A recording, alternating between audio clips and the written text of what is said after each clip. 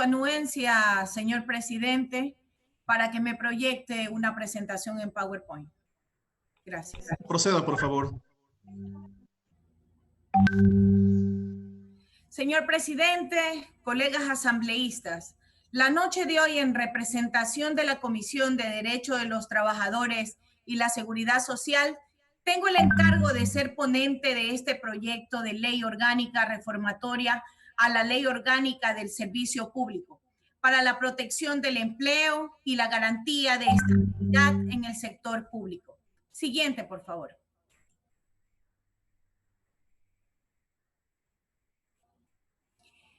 Ahora revisaremos algunos de los motivos que nos llevaron a plantear esta propuesta. Si bien nuestra Constitución es garantista de derechos, en muchos casos estos no son más que una utopía, porque pese a estar reglados, en la práctica resulta ser meros enunciados. Nuestra Constitución consagra que el trabajo es un derecho y un deber social, un derecho económico, fuente de realización personal y base de la economía. Asimismo, señala que el Estado garantizará a las personas trabajadoras el pleno respeto de su dignidad, una vida decorosa, remuneraciones justas y el desempeño de un trabajo saludable y libremente escogido o aceptado. La estabilidad laboral está relacionada con el derecho a la vida, a la dignidad y a la realización de las personas. Por ello es necesario garantizar la estabilidad de los servidores públicos en sus puestos de trabajo. Siguiente, por favor. No obstante, de manera injusta, se viene despidiendo a los servidores públicos en funciones de sus puestos de trabajo bajo la aplicación errónea de la inhabilidad especial por mora, estipulada en el artículo 9 de la vigente Ley Orgánica del Servicio Público, LOSET. Este artículo señala que no se registrarán los nombramientos expedidos o contratos celebrados de las personas que se encuentren en mora con el gobierno nacional, gobiernos autónomos descentralizados, Servicio de Rentas Internas, Banco Central del Ecuador, instituciones financieras abiertas, cerradas, pertenecientes al Estado, entidades de derecho privado, financiadas con el 50% o más con recursos públicos, empresas públicas o en general con cualquier entidad u organismo del Estado. Siguiente, por favor. De igual forma, el referido artículo señala que se exceptúan los nombramientos o contratos celebrados a favor de las personas que se encuentren en mora, si previo a la obtención del nombramiento o contrato se hace constar en la declaración patrimonial juramentada el detalle de la deuda con el convenio de pago que se ejecuta o se ejecutará una vez que ingrese al sector público. Es decir, se establece esta limitación para el ingreso al servicio público, pero no señala de manera expresa, precisa y objetiva qué sucede cuando un servidor, estando en funciones dentro del servicio público, cae en mora con una entidad del Estado. Siguiente, por favor. Siguiente, por favor. Por esta causa existen abusos y muchos funcionarios atraviesan un viacrucis para evitar ser separados de sus puestos de trabajo, ya que los responsables de talento humano del sector público han hecho una interpretación antojadiza de esta norma, en desmedro del principio proteccionalista o indubio prooperario que rige a las relaciones laborales, el cual ampara a la parte más vulnerable de la relación laboral, que en este caso es el trabajador. Por lo antes expuesto, es necesario reformar la ley, corregir este vacío para evitar que se siga atentando contra la estabilidad laboral de los más de 600,000 servidores públicos de este país. Siguiente, por favor. La parte puntual de esta propuesta legislativa es la siguiente. Artículo 1. En el artículo 9 de la Ley Orgánica del Servicio Público, sustitúyase los párrafos segundo y tercero de dicho artículo por los siguientes párrafos.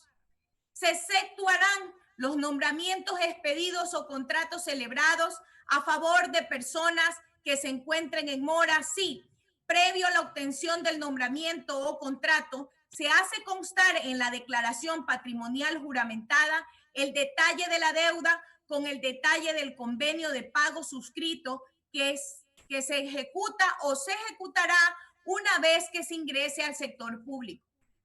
Cuando la inhabilidad fuere sobreviniente, el servidor público o servidora pública en funciones podrá firmar un convenio de pago con la entidad pública respectiva y deberá poner en conocimiento del particular a la autoridad nominadora de su lugar de trabajo.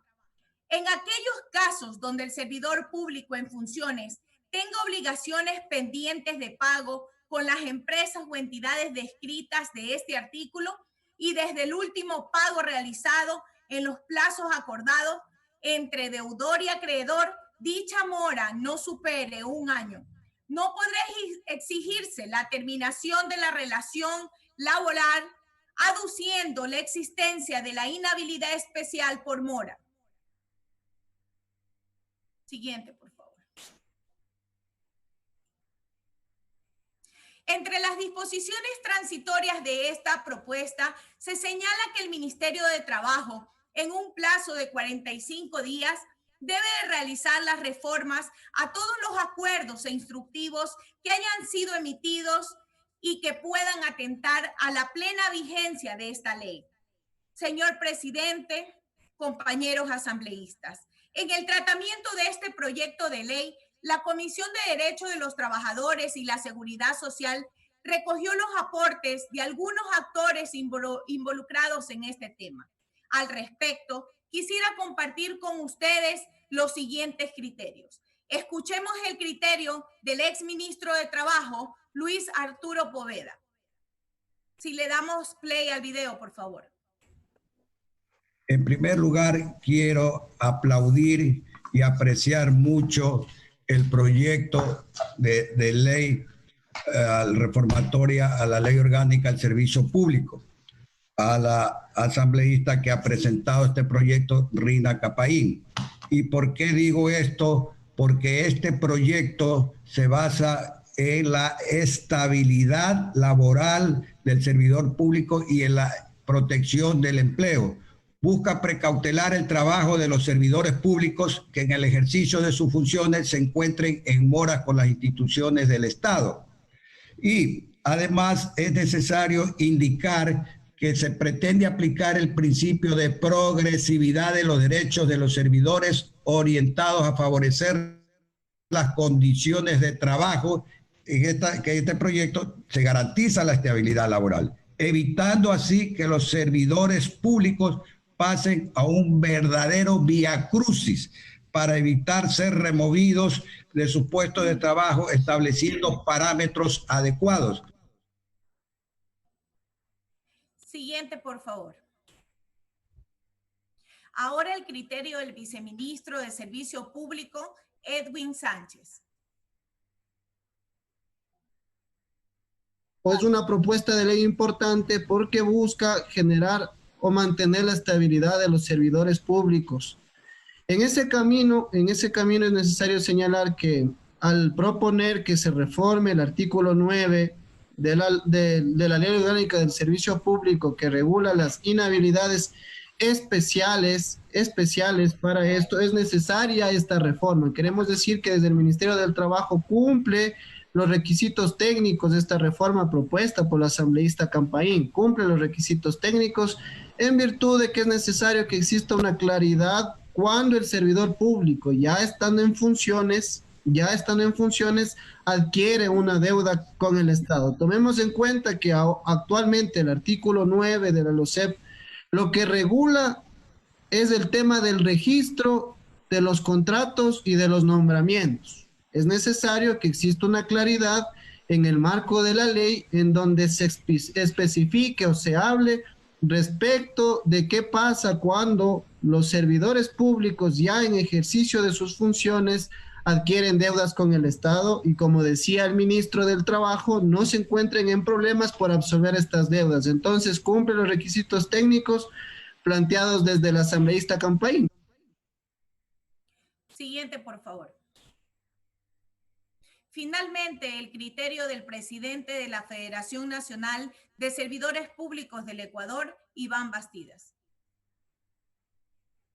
Yo mismo he sido víctima de persecución muchas veces y hace poco, hace un mes, recibí un correo de Talento Humano señalando de que no podía ejercer cargo público porque tenía una deuda en el Instituto Ecuatoriano de Seguridad Social.